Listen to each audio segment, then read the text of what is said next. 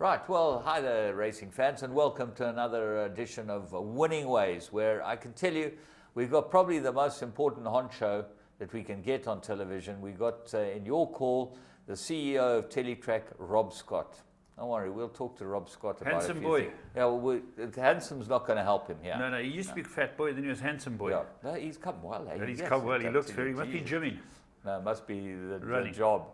Yeah, the job. Sheen, Shaw, and Julia giving him a hard time. Yeah. He's lost weight. He can't eat his food. I think to carry on with. But it doesn't matter. He's in charge. He's and in charge. He's He's fresh in the job. Yeah, fresh in the job. I see your team won by 4 goals. Yeah, all those detractors. To my fellow supporters, the Graham Hawkins, Joe Somer, the humble hero, Neil Andrews, who every week we talk about our team. We've what interests me is I'm sure that JR phoned you all and congratulated you.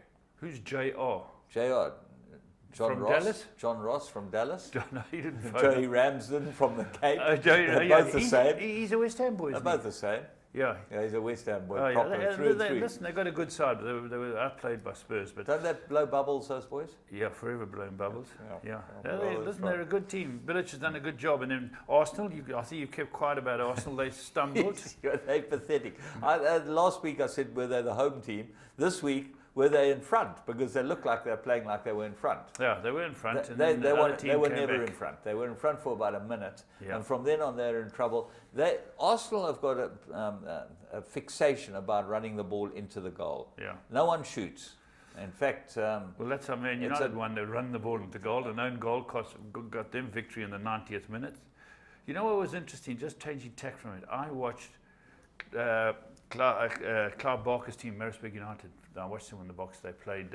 How well did they play against Kaiser They were Chiefs? making and James at 90 minutes thought, well, they've won the game. Yeah. Extra time, 7 minutes. Yeah. In the 97th minute, Chiefs equalised. I was so sad for them. Yeah, me too. I wanted the team of choice. The team of that great name. The only team of choice is Stuart Ferry's choice. Yeah, Stuart Ferry's. Nobody else backs him. No one else. Liverpool. Is this guy in charge of Liverpool doing a good job now? Different class. They slaughtered Man City. Slaughtered them. What happened to Brendan Rodgers? Everyone had to go to him. He said, "You're not playing with a striker." Yeah. He said, "No, Benteke on the bench. The other guy's injured." Yeah. He knew what he was doing. He knew what he was doing. He's good, that guy. Well, it just shows you when you're good, you're good. Chelsea were lucky to fall over the line. For you poor fish Chelsea supporters, you're still in the bottom half. Are there any Leicester supporters? Do you know of any? I don't know of any Leicester supporters. Funnily enough, I'm so pleased they're at the top of the boxes. Vardy, 10 for 10. 10 for 10. 10 for 10, Vardy. Yeah. No, that's good. They'll find some coach that will leave him out of English team. Yeah. They'll decide that you see where he came him from. and Harry Kane were not good enough. He was a tradesman in a non-league side, Vardy, a few years back. Yeah. Look at him today. Fantastic. It just shows you. Give a dog a bone and he'll eat it. Yeah. Let's go and have a look at 3 to follow.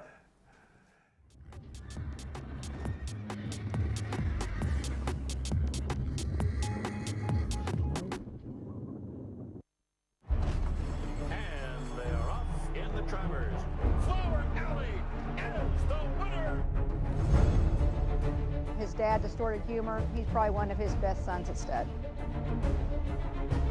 I'll have another, wins the Derby. I'll have another in the Preakness.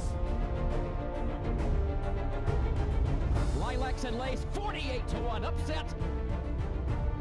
He's just a big, strong, leggy horse.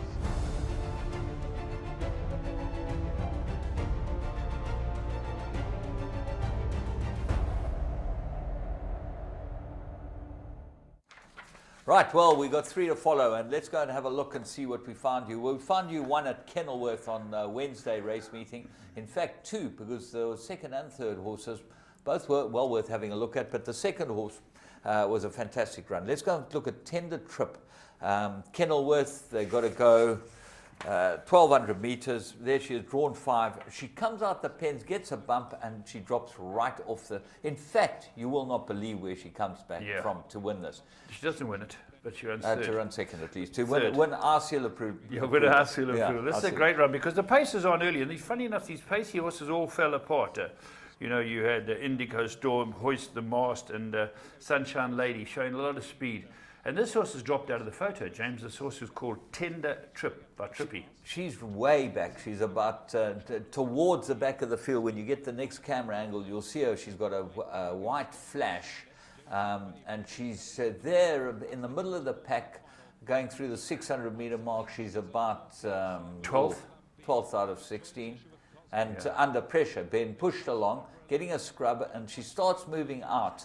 And her jockey, Greg Shane, moves her right out now. You see she's behind the horse with the yellow colours. She's 12th still. Yeah, it's still 12. Yeah, just at this stage, Cosmic Charm's fighting off Forever Alert, and they're going to fight it out. But have a look, it's not in the picture now. Here comes Tender Trip, eating up the ground on the outside. Really, look at this horse finishing. She took a drift in the betting and really was a very, very nice run indeed. And you think that she'd be able to win next time out quite convincingly. Lovely Trippy, another one. We move on to Friday night at Greyville, and Charles Laird stepped out one from Australia, and they put the money down to 1,400-meter maiden fillies, an ad valorem filly. Let's go and have a look at Italian Miss. Yeah, she's slightly slow at the gate because Arthur's one of the world's great gate jockeys, and here she just stands a little flat-footed, and Arthur tucks her in. He goes across the fence. Now, the winner is Your Horse in White, James. Not away well either. Yeah, she's a bit sluggish, and she probably needs more ground than this, but she got a cracking good ride, and only Greenness beat the third horse, I would have thought, in Costa's colours. Yeah. Costa's a great supporter of the game. Absolutely, major supporter. The pace is on here with Mullins' Model going off, and Roy Moodley's horse, Roy's Butterfly. They're showing the pace. The eventual winner is James Goodman's Aussie horse that sits in third, called Make My Own Luck. The horse we found's got a silver cap, and it's in 6th place after being slow out of the gate. It's got the pink sleeves. Now, what is interesting is when they turn for home, we dart down the inside. Mullins' Model goes straight down the middle of the track, and this filly has to switch out, Italian Miss. Here she's under pressure, and she starts moving out, and she moves out, and she has to move out about 4 or 5 horses to get a run. And then I think it looks pretty tight for her on the outside. I thought when it came here, I thought she was going to win. I thought Arthur had timed it. He loves the outside fence. He gets stuck into it. But your filly's as game as they come and rallies and actually goes away from it. Well, there's not much room, on the outside. And I think these first-timers, it takes a lot for them to run through a gap like this. But this filly's obviously got ability. Charles has got trying tackle, so you'd know that this filly can run a bit, and she's certainly worth having a close look at next time. We then move on to the maiden plate, Kenilworth, Saturday. Wonderful days racing on Saturday, and we're going to bring you some of the big stuff, the big action. But let's go and have a look at race 1. They raced 1,000 meters maiden plate. This is a VAR filly, Lady Astor. Yeah, if you have a look at this, she's slightly slower, but in 3 strides she's up with the leader. There, she just goes out sideways. Within 3 strides, she's run up to the leader in the red cap. And I think greenness and experience beats this filly, James. Well, there was money for her. She was certainly hot in the betting. She's in front at this stage, but you'll see her going through about the 300-meter mark. She just loses her position. She's now still second behind. Yeah, behind the pacemaker who haven't picked up in the red cap. But there she is in the VAR. And on the outside is your winner, a Carrari horse called La Favorari. And that's got the blinkers on. So these two come together a long way out. And La Favorari had the form to win this race. And the first timer, which is Lady Astor, it just loses a little bit here. But she goes on with the winner, James. She tries hard for a debut run. She's got a beautiful pedigree. She's obviously got some ability, and I would think that she's certainly worth having a close look at, this filly. The third filly runs on really well for Greg Enyon as well in the Drockenstein colours. Well worth having a look at her as well. But Lady Astor, out of a National Assembly mare, you'd think that this will improve quite a lot from that run. Lovely big chestnut filly. We think that she'll go on and win some races. Big weekend this weekend. We got the Summer Cup, so we're going to show you a replay of the Summer Cup. This was before Patrick Shaw left for Hong Kong, and let's go and have a look at the Summer Cup, see if you can pick up the horse that won it. Gates are open, soft falling rain, pull it clear. Soft falling rains won the SA Nursery by 3. Racing in the 2,000 guineas. Gates fly and they're racing in the Godolphin Mile. They're off and racing. Weight didn't matter. Class tells, soft falling rain, much too good. Soft falling rain, an impressive guineas winner. Soft falling rain is drawing clear. He's made it 7 out of 7 by winning here today. But it's soft falling rain who is powering away. We'll see out the mile in style. A high-class performer wins the Nay of Joel Stakes.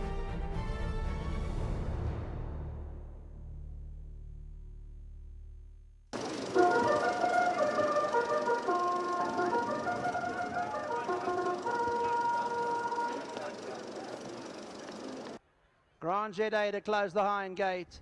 This is the richest race on the continent. The Summer Cup has come alive as they get sent away from the 2,000 metre marker, and Major Hero as the first one out.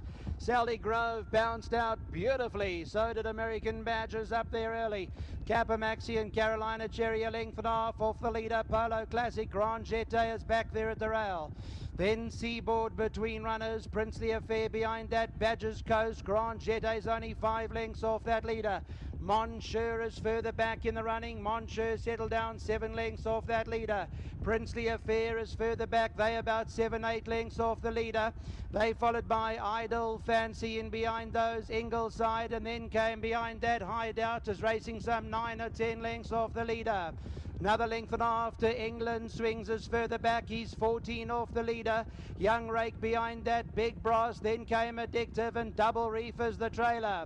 1,000 metres left to go, and American Badger's a 5-length leader. American Badger by 5, but Celtic Grove has said, I'm not going to let you go anywhere, and Celtic Grove is right there in second.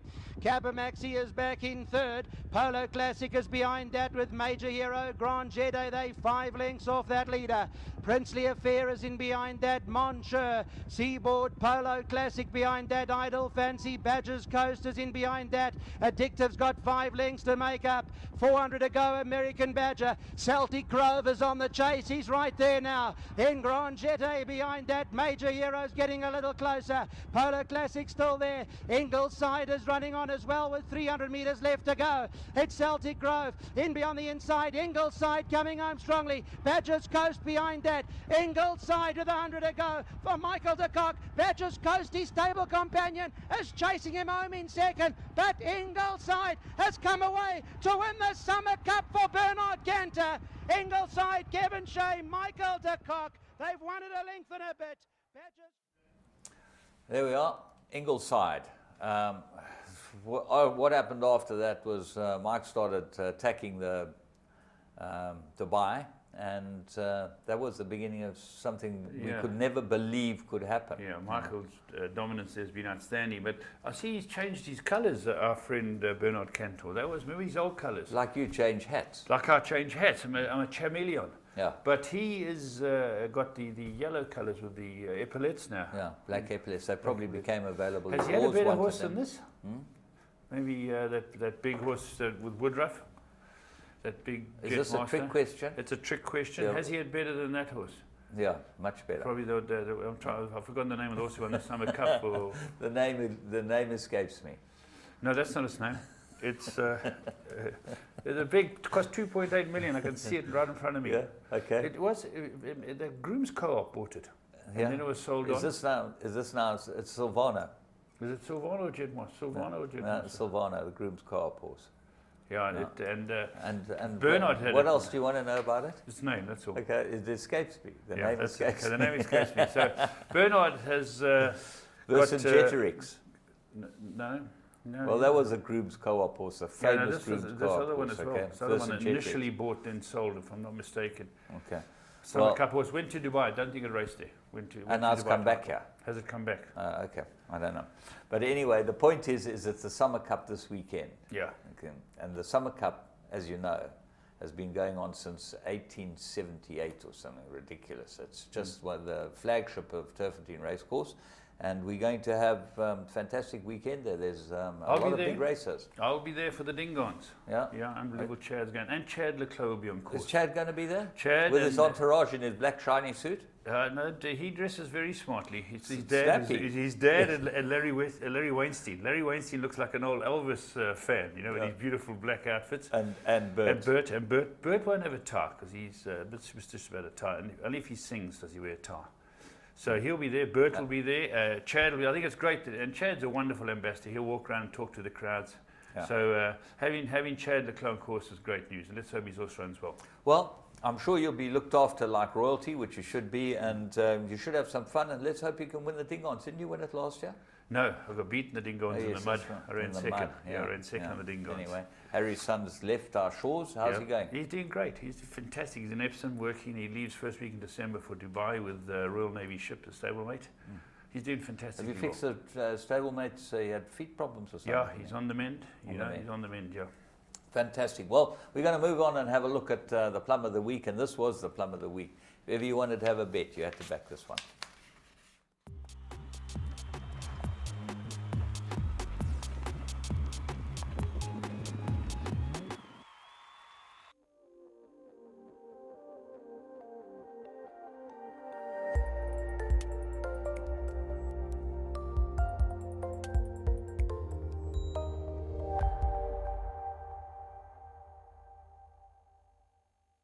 Down the inside, Pure Valor's got 2 lengths to make up. Comes around for a run, then Icy Thunder. In the trenches, Red Savage. Pure Valor's now running at them. And Pure Valor comes into the lead at the 200. In the trenches, tries to fight back. Jamel's running on. But it's going to go to Pure Valor. Yes, Jamel with a big claim on the outside, but Pure Valor won it. Second, Jamel. Third, French Mark. Rio de la Plata ran fourth.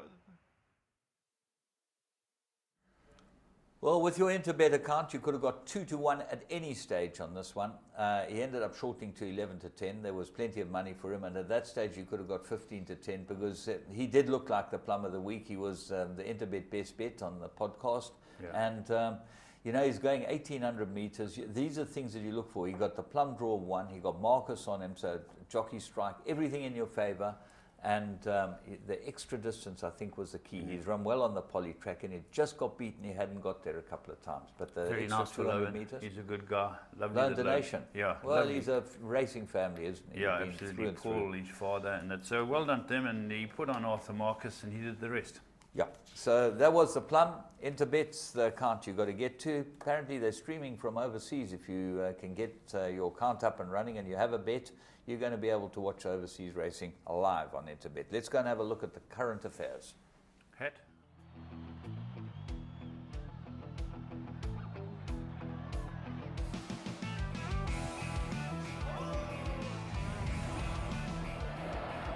Bet on any sport at any time, even during play.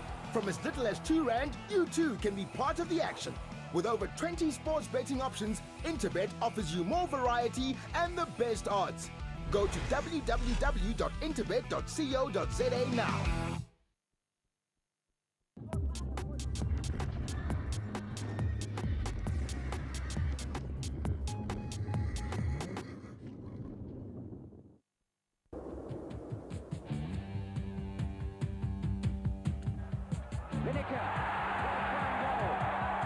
Superb piece of finishing by Gary Lineker of Leicester City. Butch is there, and Lineker's also there. There's Lineker again. He's got his fourth. Wow, this is extraordinary. Gary Lineker in the right place again.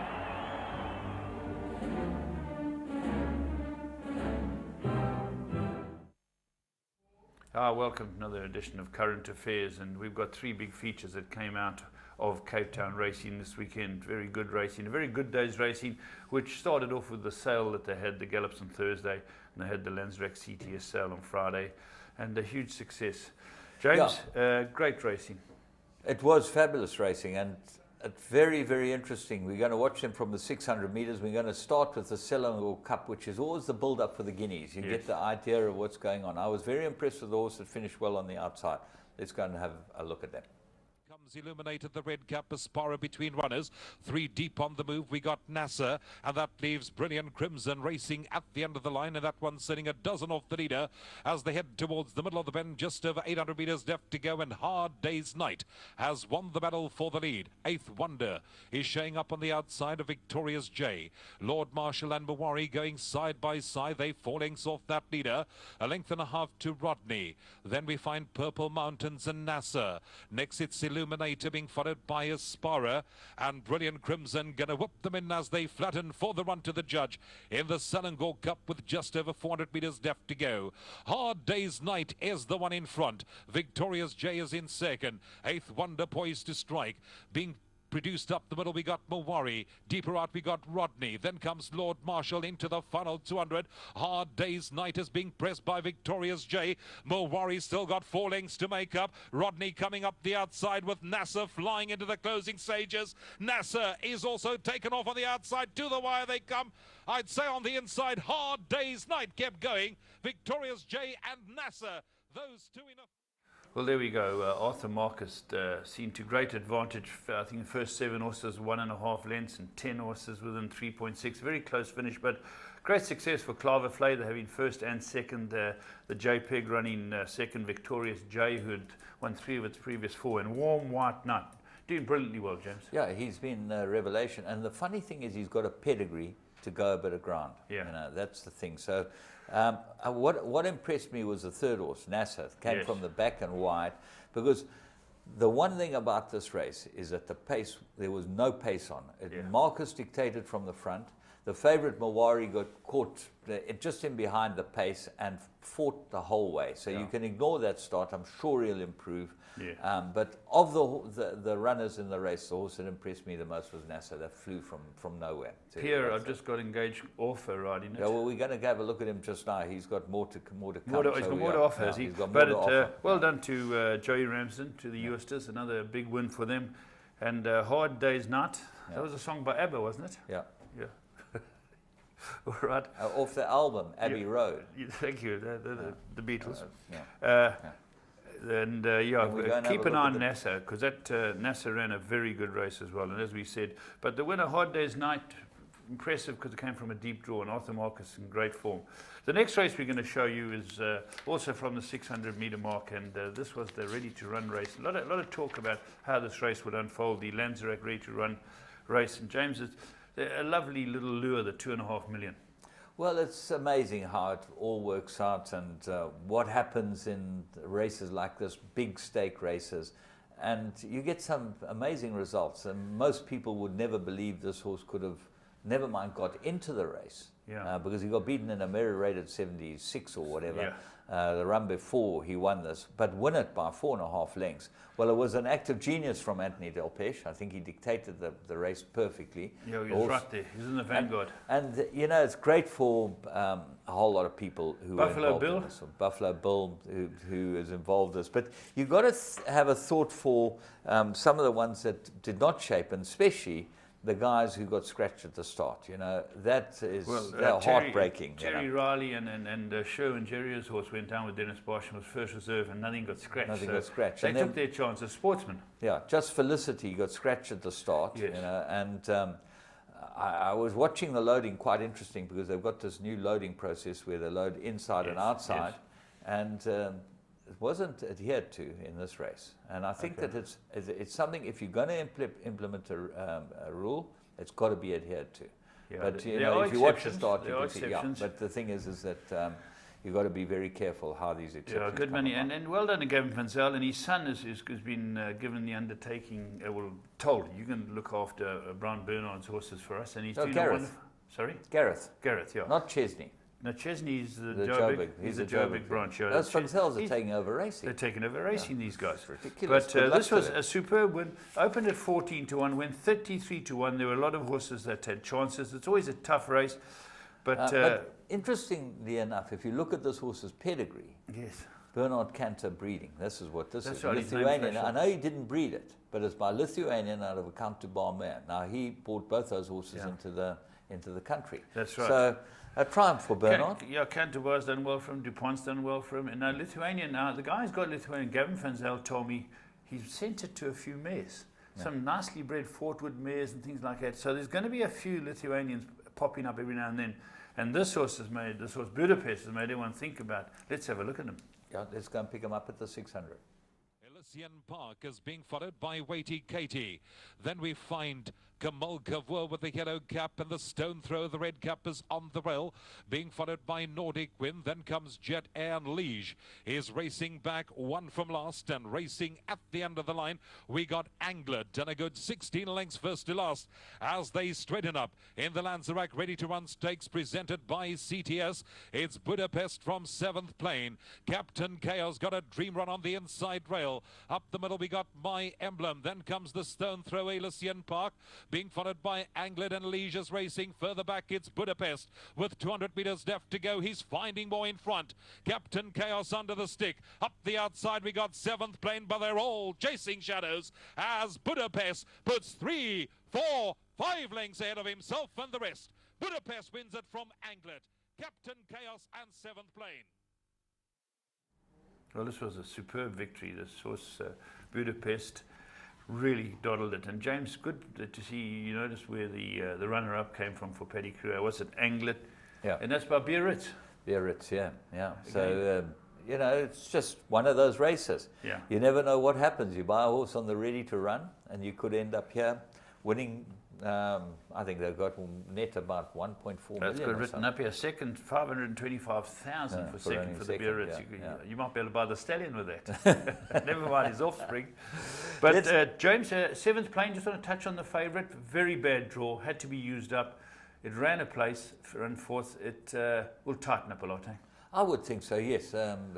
Interesting that it was very hard to bring a horse back from a 6-month break. I think Dennis did a marvellous job to get him this well. You know, that's not easy. And especially with 3-year-old colts, you've got all types of problems that you never know are going to sort of beset you getting these horses ready. But well done to them. That we got the Green Point Stakes. Now, this is the race that we are all dying to see. Probably the best horse in South Africa. Futura stepped out in his seasonal debut, and then a couple of pretenders looked like they were going to have a go. Yeah, Actor is a superb horse. He's a beautiful, big action horse. He might just have needed us to tighten up too, and he's a superb animal. He's got a lot to work with. But if you cast your mind back some time back, Captain America was the talking horse. Sure, he looks like a miler, Captain America. Yeah. And they used his action, and he's got a marvellous action. I think we should go and pick up the action and have a look and see. Let's go and pick up Captain America's action. He's in front. Helderberg Blue. 3 parts of a length away on the inside we find Futura, and he's easily 5 lengths off that leader. Next it's Paterfamilias being followed by Night Trip. Then comes Punta Arenas being followed further back in running by Ashton Park. Act of War is easily a dozen lengths off that leader, and 2 lengths away at the tail of the field we got the Conglomerate, who's going to whoop them in as they flatten for the run to the judge in the Lanzarak Alma Mater Green Point Stakes with 400 meters left to go.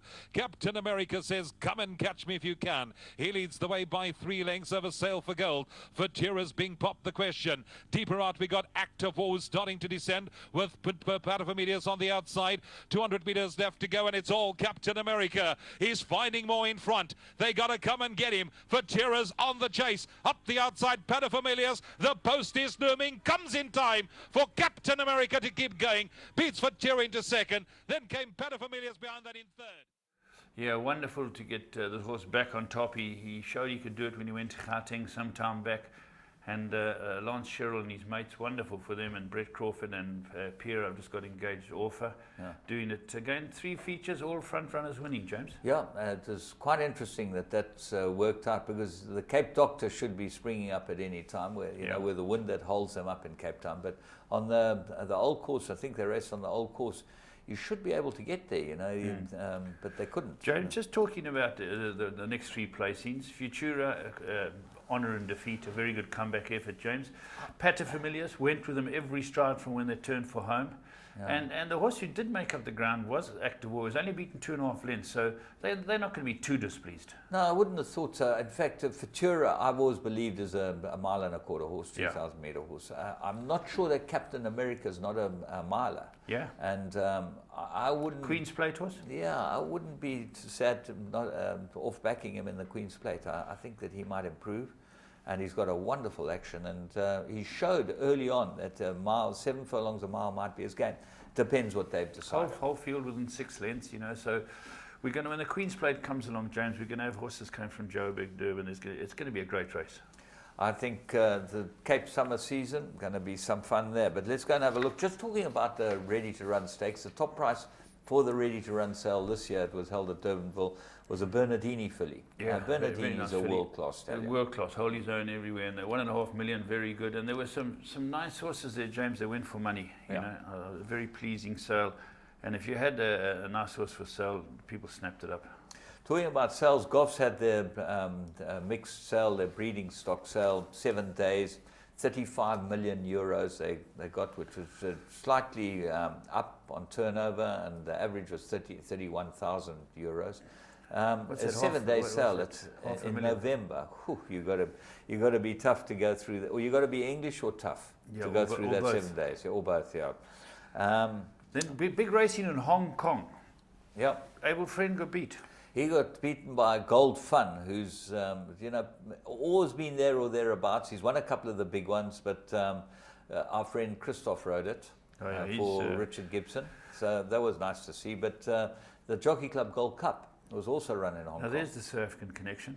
Yeah, Military Attack, I think always won it. He's by Oratorio. There was. So Pepper will be doing flick-flacks around the paddock. Yeah. That's fantastic. So Zach Burton, Casper Farnes. He's had a few trainers, Military Attack. I think he started with Tony, didn't he? Tony Miller. Yeah, I think he did change hands. And then he went from him to... James, that pales into insignificance when you talk about owners changing horses. What happened in America? Well, Private Zone, who ran second to Run Happy. Run Happy's already changed stables. Yeah, but for Private the first Zone, time. best top sprinter in America? Well, he was the best until Run Happy arrived. But this has now had its fourth trainer in four seasons, Private Zone. And who owns it? It's owned by an ex-jockey. Yeah. Ex-jockey. Raphael, I'll tell you what his name is. He's got the blue and black colours. I actually met him. James, they move horses anywhere in the world. You win a race, okay, we've given it to someone else. Now the jockey who owns it probably thinks he can do a better job. Oh yeah, well he's obviously on the move, that boy. Four times it's moved, and the horse who beat it moved as well. Oh yeah, that moved the next day because the trainer said it's not going on the track. It's got a bit of heat in the joints. Agent said it goes on the track after it runs. We've got to get rid of the lactic acid. She said it's just one. Yeah. I don't know, $2 million or something ridiculous. That's just one, and they moved it the next day. Anyway, seems like you never know what's going on behind the scenes. But it made a lot of talk on the information highway, Twitter, and Facebook. Sad to see Red Cadeau. Yeah, that was terrible. Yeah, Red Cadeau. A great soldier who'd flown over. Ed Dunlop sent him to race all over the place, and he had complications from surgery. He had placed a good few times in the Cup, hadn't he? He ran in the Cup 5 times. I think he'd been placed 4 times. Amazing. He ran second twice, I think, Red Cadeau. He only won 7 races, but he won $8 million in stake money. Wow. And the interesting thing about him was that he travelled 250,000 air miles. Now, you travel a few air miles. Are you anywhere near there? Well, we would never work it out, but I might have his number. Yeah, might have his number. Might have his number. Good. I hope they're not going to do surgery on you. You're never need surgery. Once you get the mileage up, you know.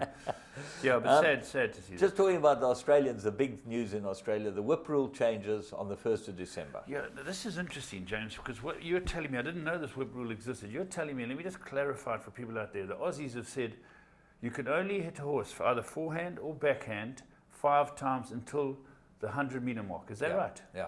After that? After that, I think you can Game whip on. it. Game's on. Yeah. Well, you know, the Australians have this sort of funny action where they do this, or they go like this. I don't know, one way or the other. It depends. If they're having a go, they go this way. Anyway, but it's hard to see when they actually hit the horse. Yeah. But what is interesting is that the whip rules changed in England. And the English jockeys used to hit the horse like this, yes. Okay? They've changed to the way we hit the horse, which is like this, and they flick it, you know, and so that they don't infringe on the whip rules. James, these whips today, you know, in olden days, if a guy hit you with a whip, you'd have a welt. Now it's like rolled up newspaper. It's more noise, but it's still not, people out there, the green people saying, whoa, you can't batter a horse, but the whips are much easier today. Yeah. Well, we'll ask Rob Scott about his whipping. He's got a whip, he's got a big one that he uses it, you know, when he goes to sales. He'll be able to tell us. Yeah, he'll be able to tell us. Yeah, that Paul Collin, I think he gets whipped a bit. The whipping boys. Anything else? No, I think we're good for current affairs, James. Right, well, we're going to be chatting to Rob Scott, so let's move on with the show.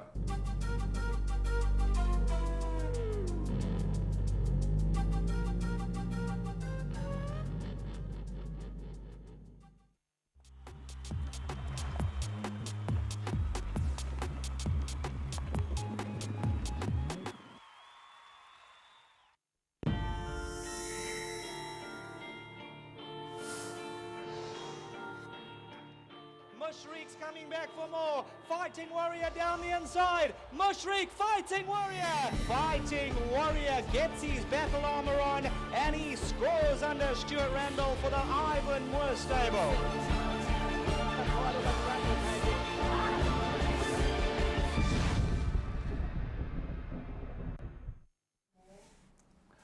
Well, as promised to you, Raymond, the champion producer, mixed me up with Paul, but I don't know how. But anyway, we always try and get an interesting guest for the show, and none more interesting than people that have been involved in racing all their lives, because they've got stories to tell, and hopefully we'll get a few stories today. But Rob Scott, from being a corporate man, has now joined the racing world in an executive capacity as Teletrack's CEO.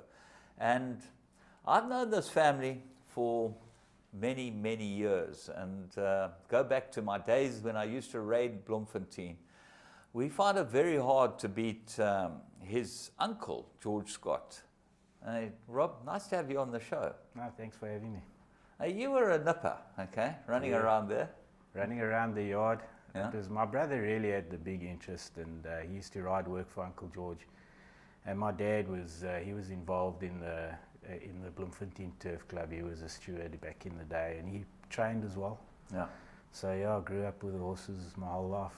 Steeped in the horse business. But what is interesting is Tommy, your dad, okay, still, I see him pulling in that grey car of his every day with his cap on. He pulls into the stables there at Summerfeld, sits there all day, loves the horses. No, he loves it. He's there every day. He keeps telling us that he wants to die, and I say that the more he complains, the longer he'll live. So, but loves it, and he's a big help to Colin. You know, it's nice to know that when you're at the yard, or if he wants to take a few days off, he's got somebody looking after things.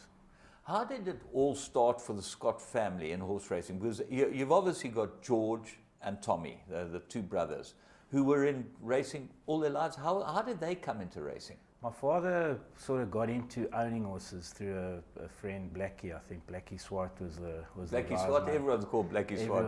Everyone. So he got in through that, and then over the years, I think their dad was a punter. Pop was a punter. I never met him. He was gone before I can remember. And so they grew up with horses. My dad was involved first, then Uncle George got involved. And Colin was destined to get involved. And I kind of couldn't live the lifestyle of horses. I'm a little bit scared of them, to be honest. Yeah. So always liked the racing and the punting side of things. But Colin, you know, he's now taken over from a training perspective, and we have a lot of fun together. Going back to those Bloemfontein days, George became the Bloemfontein champion trainer for a number of years. I remember he was a real force to be reckoned with, and he's still training today. Yeah, listen, he loves it. He moans and groans, but he doesn't miss a morning at the track. And Chesney Francel actually is a very big help to Uncle George these days. You know, he keeps an eye to make sure that everything's okay. But Uncle George could never ever give it up. I mean, that's his life. He'd made the big step moving from Bloemfontein to Newmarket. I remember when he got stables in Newmarket, and he won races, but it was never as easy because without the horses, as you know, Rob, it's very difficult. Look, it's a very unforgiving game, James. You know, there's a lot of guys that were top trainers back in the day who today struggle, and it's got nothing to do with their ability. They didn't wake up one morning and lose their ability to train winners. It's about the support that you get. And I think with Uncle George, he was getting fresh stock in Bloem all the time, and that sort of kept him at the top of his game. I think sometimes he should have probably hung in there, and he would have continued to be the top trainer in Bloemfontein, but he wanted to move to Joburg. And he discovered it wasn't quite as easy in Joburg as it is, because there you're competing with the big guys who've got the big firepower. And you, as a Bloemfontein boy, you were schooled, born and bred there, schooled there in Bloemfontein? Grew up in CBC. I started there, and then I moved up to Joburg. I went to Queen's High. We don't say that too loud. Too loud. It's not the greatest school in the world, but did my national service and joined Edgar's as a suit salesman, believe it or not. Yeah, but you grew very quickly in Edgar's, in Edcon as it became, isn't it? Didn't it become Edcon? Yeah, it became Edcon. It used to be Edgar's Consolidated, and then Steve Ross arrived from the States and cleaned everything up. And I worked with Steve for 10 years, and him and I got on very well. And I performed very well for him, and he looked after me. And I ended up running the Jet chain, and we had a brand called Jet Mart, which I ran for him. And what was that before Jet? Jet was always there. It was I think back in the day, it was part of the Ackermans group at one point in time, and then we took it over as a cash chain, and I moved across there and had some great fun in the retail side. We then sold on to private equity guys, and I'd been doing the job for a long time. I was tired, didn't particularly like the new guys, and decided to give it a bit of a break. And so you gave it a break. Did you take a little holiday? I had to. Sabbatical? I had to take a sabbatical. I had to take a paid holiday because they didn't want me to go to opposition. So you had a restraint of trade or whatever, yeah. Correct. So it was. It sounds great, but it's quite boring. I think my liver problems today are largely due to that 2-year sabbatical that we had. But it gave you a chance to get more involved in the racing, didn't it? Yeah. Look, when I got divorced, I used to go past Turfentine every afternoon after work, and that's when I really got involved. And Colin, at that stage, he had a guy by the name of Franco Lorenzani was his main supporter. Hail Sapir. Hail Sapir, that's right. Yeah. And Colin had over 100 winners for Franco. Yeah. And Franco really got involved in the breeding side of things. And my advice to anybody who is an owner is don't become a breeder. Breeding is a hard game, and it's a very expensive game. And before you know it, you've got more horses on the farm than you've got in training. And it's for me, it's the kiss of death when an owner decides he wants to breed. You're better off going to a sale and picking your horses. So you've never been in the breeding side? I tried it for a short while, but I realized pretty quickly. I think everybody does it, but not a clever thing to do. It's an amazing business, the breeding, because it does hook you. You really want to. I know I've been in breeding all my life, and I can't get out of it. It gives me so much excitement to see those foals and whatever. But the heartbreak when they're no good, and most of them are no good. Yeah, most of them are no good, and you get what you get. You know, if people think it's a cheaper exercise, it's not. It's not cheaper, because if it comes out with a bit of a problem, you sit with it. You know, and that's why for me, not a clever thing to do. And you obviously like having a bet. You've always been a studier, so form means everything to you. Yeah, listen, I live and die off the computer form. I think that's probably cost me every relationship I've ever had, because I spend far too much time looking at the form. And I like to have a bet. I now do less betting on the nose, because I found when you back a horse and it gets beat, you start to blame jockeys and get miserable with the game. So now I try and work on my exotics. I concentrate on the pick six, and if I can, I like to find a horse and banker it, and then go and look for upsets around that. And I find that I've been quite successful catching the pick sixes and the PAs. I've caught a couple of nice ones. We're going to take a break quickly. We're just going to do the Magic Millions update, if we can, Raymond, because we're going to now talk in the second part of his legacy. So Magic Millions graduate, won at Turfentine and won pretty well. But back to you, Robbie. So the betting obviously is what led you up the path of them headhunting you, the powers that be headhunting you to run Teletrack, because it is the betting channel and you know a lot about betting. How did you make the decision to go into Teletrack? Well, I got involved with the racing association up in Joburg, and Larry chatted to me and said to me, you know, this job was available, and it kind of has always been a little bit of the poison chalice in many ways. And he said, you know, would I be interested in taking a look at it? And I met with John and Rion, and we had a chat, and I said I'd give it a go. You know, I think there's a lot of guys that sit on the sidelines and have a go at all facets of racing, but there's very few that take the time to put something, you know, constructive back into it, because we all have opinions, and I'm sure that there's lots of different views. But so I thought, let me give it a go, and I must say I'm thoroughly enjoying it. What interests me, and we find it as a television show that's been going for quite some time now, is there'll always be people that don't like you. I think that because we're so encapsulated in horse racing, where it's a little bunch of people, you do hear the dissenters, but you don't hear all the people that are happy, and there's dissenters everywhere. And Teletrack seems to be, as you say, the poison chalice, but actually, without Teletrack, where would we be?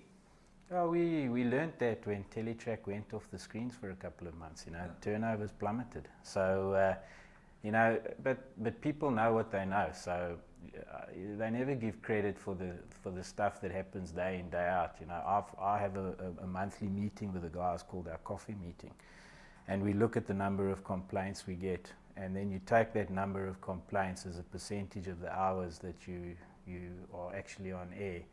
And it's a very, very small percentage of complaints. Now, one complaint is too many, because from a retail background, that's what you learn.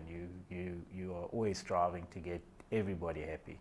But did you get everybody happy in the retail background? No, you don't. Absolutely not. And it's even harder on Teletrack, because you are trying to service more than one customer on one channel. So, you know, you got the racing enthusiast who wants to see local racing, he wants to see all the interviews, horses going down to the start.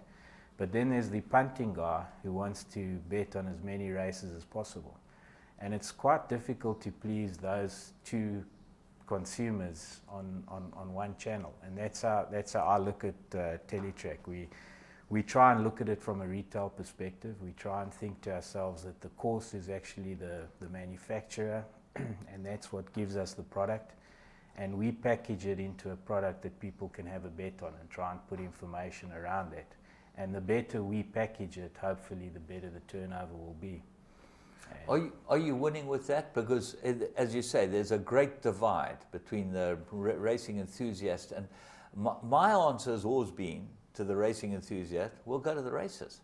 You know, there's nothing better than an afternoon out and go to the races. And the race courses are crying for people to come to the races. I think everyone's trying to make an effort. Is there not a way to try and get that right, Rob? James, you know, I think this thing's been thrown around for years and years, and you know, everybody looks at the big days in England and Australia and talks about the crowds. But when you go to a quiet Wolverhampton evening, there's not too many people on course at those events either. So people go to the big events, and they're not going to necessarily be there. The world's changed, you know. People work harder. Families are more demanding of your time. So I think the approach that I've tried to adopt is that you don't want to mess with Teletrack too much, because there's a lot of money that changes hands over there, and yes, we can improve it, and there's always ways to do that. But I'm looking at things like a streaming channel, where streaming is a reality. I consume media off my phone. My kids watch more stuff off their phones than what they do on the television, and I think there's a merging of the internet and broadcasting, and that's the future. So. You talk about digital. What is that? You know, some of us and that's a problem, is that some of us are completely computer challenged, and that's normally the older generation who've been born and bred into racing and built up. And then there's a newer generation who know everything about how to use their phone. I got a phone, you got a phone. You know 10 times as much as I know. But my kid, he knows 10 times as much as both of us know how to use the phone. How do you get past that? You said something. You talked about digital. What does that mean? So it's really about there's the TV screen is now one big computer. If you really think about it, if you go and buy a Samsung, it's linked to the internet. You can watch YouTube on your TV. So you've got to think about your TV now as a large tablet. And whether you're watching it on your phone, or whether you're watching it on the TV, or whether you're watching it on your computer, it's the same. You're just in different places and consuming it differently. So we're going to be launching shortly a streaming channel called teletrack.com. And on there, you'll be able to watch just South African racing as if you were at the track. And you'll also be able to watch English racing, but the exact same feed that they see in England. So instead of us taking it and changing it to what the punter necessarily requires, you can actually watch the channel that you choose. So if you're an avid English supporter and you want to watch Royal Ascot and you don't want to watch South African racing on that day, you can just tune into that channel and watch Royal Ascot. On your television? And you can link it to your TV. So, Apple TV and Chromecast, these are things where you can actually sling it from your phone onto your TV. So we focused on that for the purist because we've kind of figured that the purist has probably got the bandwidth. They've got more disposable income than most, and therefore it makes sense not to go mass market with that, but to go to the more discerning guy with that type of product. And then there's going to be a subscription fee to belong to that. And I'm a corporate guy at the end of the day. I don't believe in everything's for free, and if you want that service, I don't believe you charge ridiculous prices. But we're thinking at around 69 Rand a month, you'd be able to have that, plus a whole lot of other things that come your way. So video on demand is an important thing, because if you think about it, do you have time to sit and wait for all the replays to run in the evening to watch your horse? And when you go on the various sites, it's not that easy to find a race on a day. So it's how you package that and to put it into names of horses, so that if you want to watch the last 6 or 7 runs of one of your own horses, you will find the name, click on it, and you can watch all those runs in a very easy way. So there's a lot digitally we can do for the owners, the trainers, and the jockeys, that they can study form in a real live way. Why not email owners their winners? And yes, there'll be a monthly subscription, but for 49 Rand a month or 29 Rand a month to get all your runners emailed to your laptop where you can watch those runs, I think that's a fantastic service. And that's how the world is changing. So racing needs to catch up and move towards that. But people have to accept that they need to pay a little bit for that. They can't have these things for free. Robbie, you say 69 Rands and 49 Rands. I know that what they call themselves, DSTV, or where you can get these movies on demand. They cost 25 Rand a movie. Correct. That's an hour and a half viewing or an hour and 3/4 viewing. You're saying for 69 Rand a month, I can get this type of service. It's got to be the win of wins, Absolutely. for everyone. Absolutely. What happens to the outlets? Do they just keep getting the same services they've got? So we've developed a new product, James. One of the things that we did was we looked to service different customer segments. And again, it's a retail concept. You look at your customer base and you say, what do different people want? And we've developed a product called Teletrack Retail Channel. It's a fantastic product where you get a lot more information, where there's a lot more regular races that come up. And when you're a guy that's sitting in a pub wanting to punt horses, it's a wonderful product because you're going to get twice the amount of opportunities to have a bet. And we've developed this product. It's going to go into testing in January. And so for the retail outlets, we want to give the guys a better product than what they've had in the past, and something that's going to add more value than what the current Teletrack facility gives them. Well, what I've seen as a horse lover, racing lover, is that you get a hell of a spread of racing over a day. From 10 o'clock in the morning, you can start with the chariots, and some people like them. Then you can go to the trotters, and then you can go to the racing, flat racing. There's 5 or 6 meetings. How are you going to build in this 24-hour proposal where they'd like to race 24 hours a day and bet 24 hours a day. Is that going to be possible on Teletrack? Yeah, I think eventually it will be. We have we've started to sell the rights for streaming to bookmakers. The issue with South Africa is that because of the bandwidth and because Teletrack is so freely available on the TV, this bet to play or view to play model hasn't taken off here because you can watch it on TV. So even though I'm betting off my phone, I'm watching it on my TV. I don't have to watch it off my phone. So the bookmakers are a little bit hesitant to spend money to pay for that, and I understand the reasons for that. But it's only since last December that in the UK the digital side of the business has really taken off. So we're behind that curve, and I accept that we are behind that curve, but it will come here faster than people realise. There's been an interesting discussion which I've heard from Rion and a couple of the guys who run Pumalela.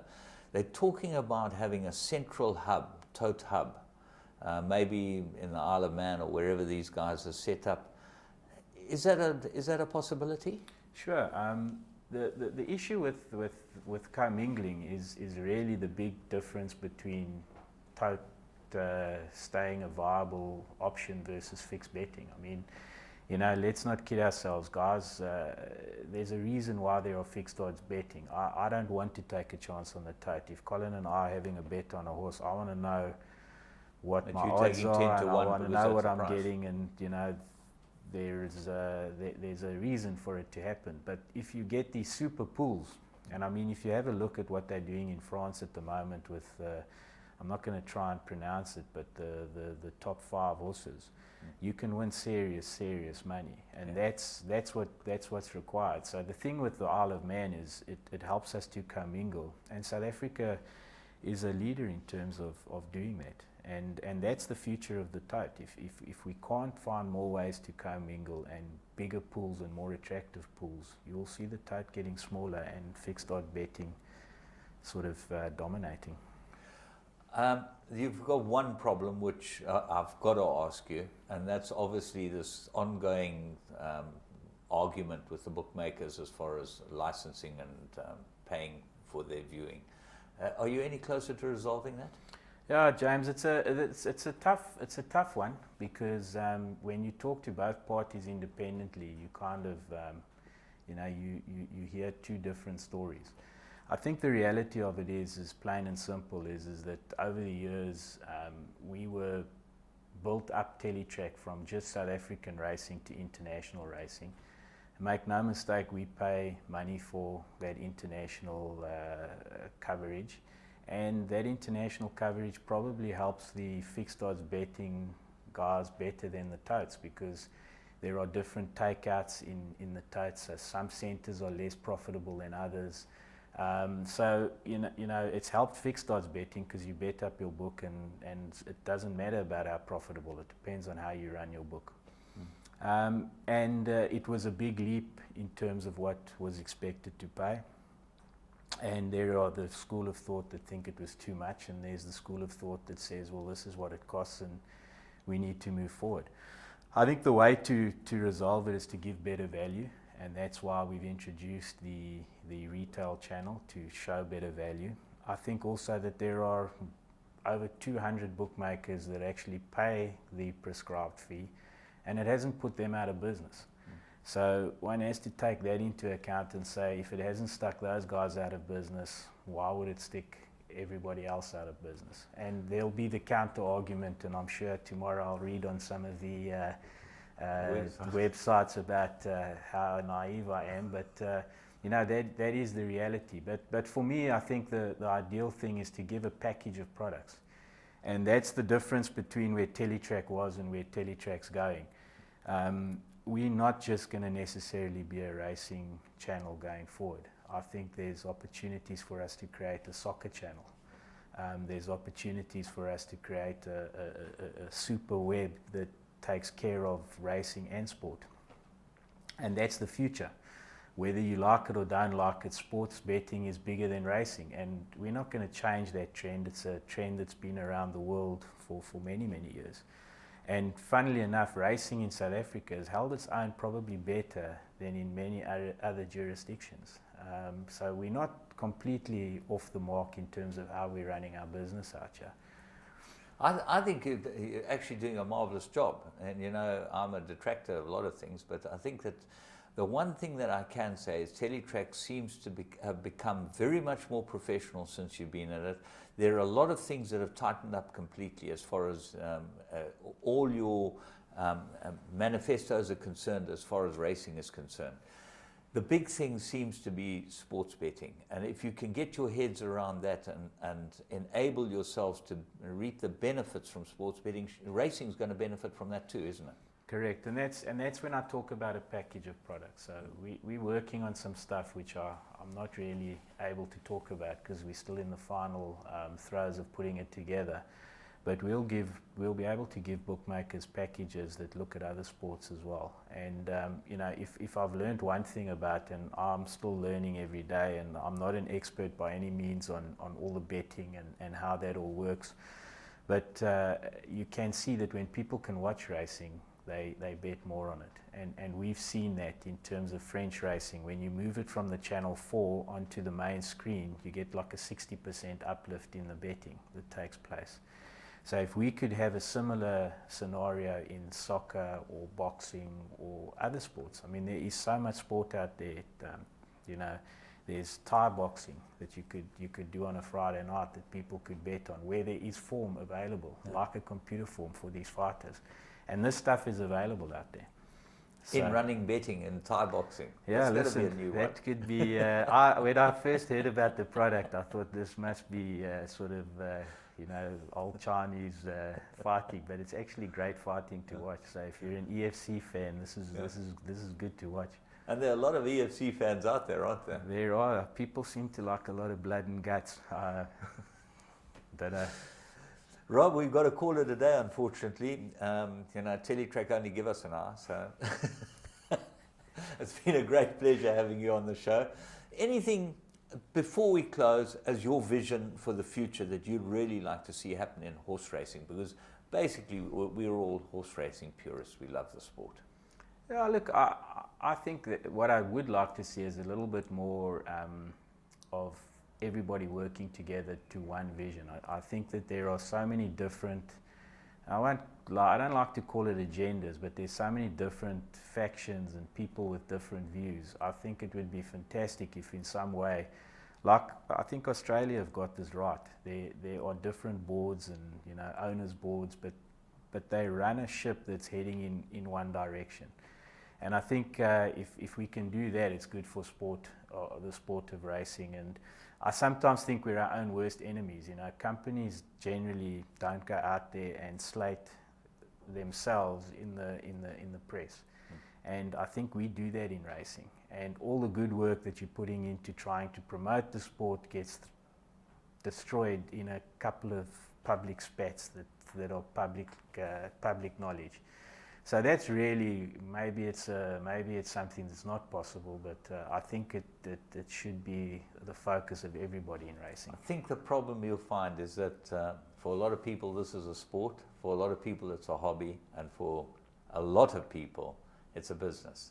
And the trouble is when the three come together, it doesn't really seem to work, does it?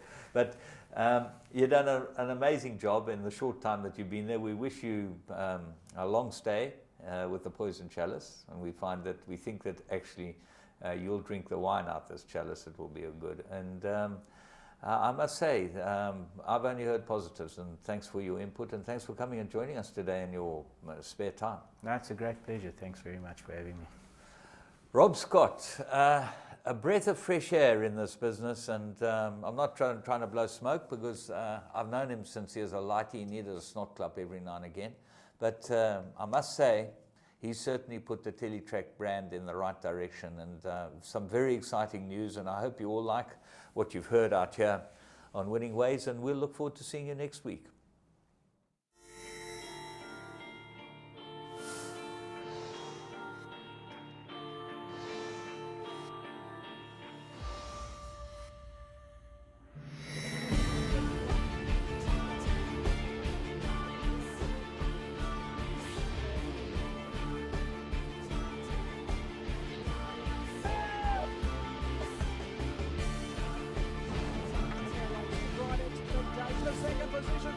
Country Roses giving them a bath. That's one of the biggest minions I've ever seen. Grace Valana, the leader. Grace Valana has